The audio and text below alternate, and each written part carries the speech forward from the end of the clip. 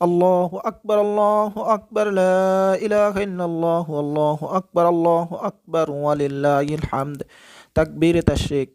তাকবীরে তাশরিক জিলহজ মাসের 9 তারিখ বুধবার ফজরের নামাজের পর থেকে রবিবার 13 তারিখ আসর নামাজ পর্যন্ত প্রত্যেক ফজরের নামাজের পর পুরুষদের জন্য উচ্চ স্বরে একবার পড়া ওয়াজিব, আর মহিলাদের জন্য এমনভাবে পড়া যাতে তাদের কণ্ঠস্বর কোনো গায়রে মাহরাম শুনতে না পায়।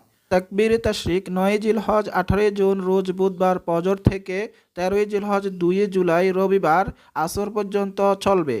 আল্লাহ আমাদের সবাইকে তাকবীরে তাশরিক আদায় করার তৌফিক দান করুক, আমিন।